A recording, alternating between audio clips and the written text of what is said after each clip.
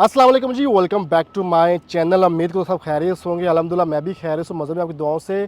जैसे आपको पता है, जो लोग मुझे मेरे मेन चैनल के ऊपर शहबाज शमा व्लॉग्स के ऊपर फॉलो करते हैं, उन्हें पता है कि मैं यूरोप में कई सालों से सेटल्ड हूँ और यहाँ पे यूरोपियन इमिग्रेशन के बारे में अपडेट देता रहता हूँ। किस कंट्री में क्या चल रहा है, किसकी इमिग्रेशन चल रही है। पुर्तगाल के अंदर जो इमिग्रेशन है वो ओपन है सबके लिए, वहाँ की क्या अपडेट चल रही है वो मैं शेयर करता हूँ।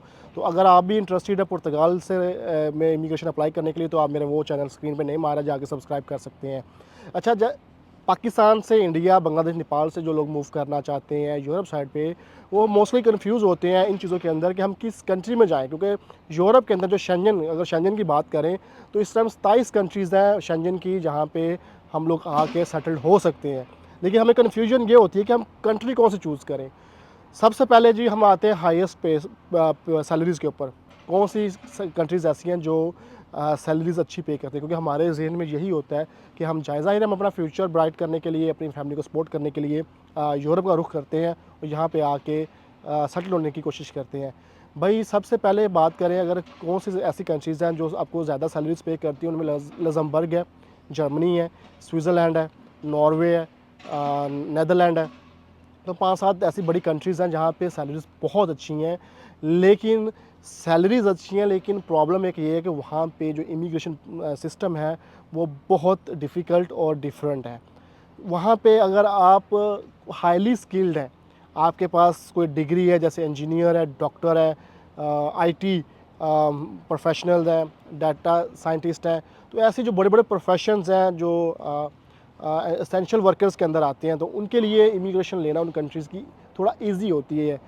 अगर हम बात करें जो हमारे नॉर्मल लोग हैं, एमबीए जो टूरिस्ट वीज़ा पे आते हैं, और टूरिस्ट वीज़ा, क्योंकि हमें तो डिग्री नॉर्मल है तो बड़ी कंपनी तो ऑफ़र नहीं करेगी जॉब हमें, तो हमें फिर टूरिस्ट वीज़ा पे आके यहाँ पे मूव करना पड़ता है, अपने आप को सेटल करना पड़ता है। तो वो कंट्रीज़ ऐसे कोई इमिग्रेशन प्रोग्राम आपको ऑफ़र नहीं करती कि आप टूरिस्ट वीज़ा पे आएँ और आके यहाँ पे, कुछ कंट्रीज़ हैं जो आएँ तो वो बहुत ज़्यादा इन्वेस्टमेंट करें तो फिर आपको वो दे देंगे अपनी कंट्री की रेजिडेंसी, वरना खली-वली जो टूरिस्ट वीज़ा पे आते हैं उनके लिए कोई ऑप्शन नहीं है।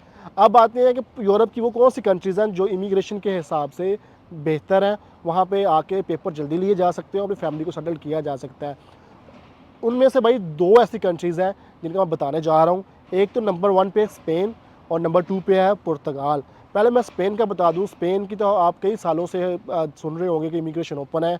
बहुत से हमारे पाकिस्तानी, बहुत कसीर तादाद में पाकिस्तानी वहाँ पे रहते हैं, एशियंस रहते हैं, इंडियंस रहते हैं, क्योंकि पहले लोग स्पेन ही आते थे और यूरोप में सिर्फ स्पेन की इमिग्रेशन ओपन थी कि आप 3 साल स्टे करें वहाँ पे, वहाँ पर रजिस्ट्रेशन करवाएँ अपनी, पादरों में तो बोलते हैं उसको। उसके बाद 3 साल स्टे करें, 3 साल के बाद चौथे साल में जाके आप कॉन्ट्रैक्ट लगा के, जॉब कॉन्ट्रैक्ट शो करके, तो आप रेजिडेंस परमिट ले सकते थे। तो वो आपको परमिट मिलता था 1 साल का, यानी कि 4 साल के बाद आपको 1 साल का रेजिडेंस परमिट मिलता था।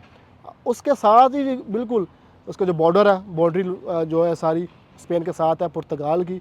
पुर्तगाल और स्पेनिश कल्चर मिलता-जुलता दोनों का। पुर्तगाल की जो इमिग्रेशन है बहुत इजी है, नरम है।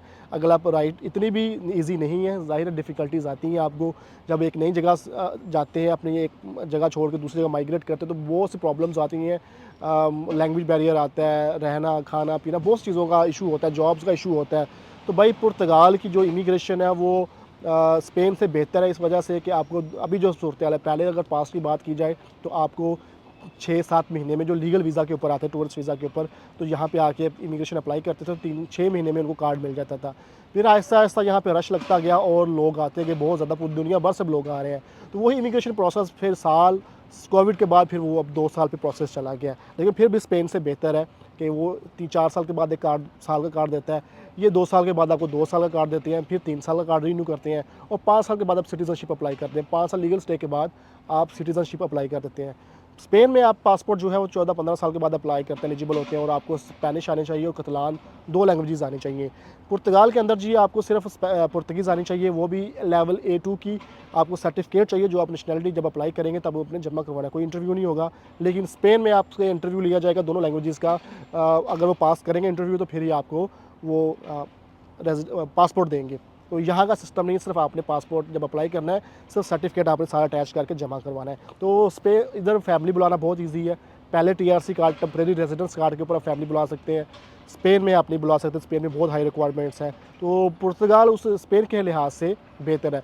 लेकिन जहाँ एक चीज़ उसकी बेहतर है, दूसरी चीज़ भी उसकी एक ये है कि वहाँ पे सॉरी पुर्तगाल में, मैं अभी पुर्तगाल में ही हूँ। तो यहाँ पे जॉब्स का बहुत इशू आता है क्योंकि हमें पोर्चुगीज़ बोलनी नहीं आती, तो जॉब मिलना हमारे लिए बहुत मुश्किल हो जाता है। अगर जॉब मिलती भी है तो सैलरी इतनी हाई नहीं है। यहाँ पे मिनिमम जो सैलरी है अभी अभी 2024 स्टार्ट होने वाला है, तो 820 यूरो मिनिमम सैलरी है, जिसमें आपका गुजारा करना बहुत हैंड टू माउथ चलने वाली बात होती है।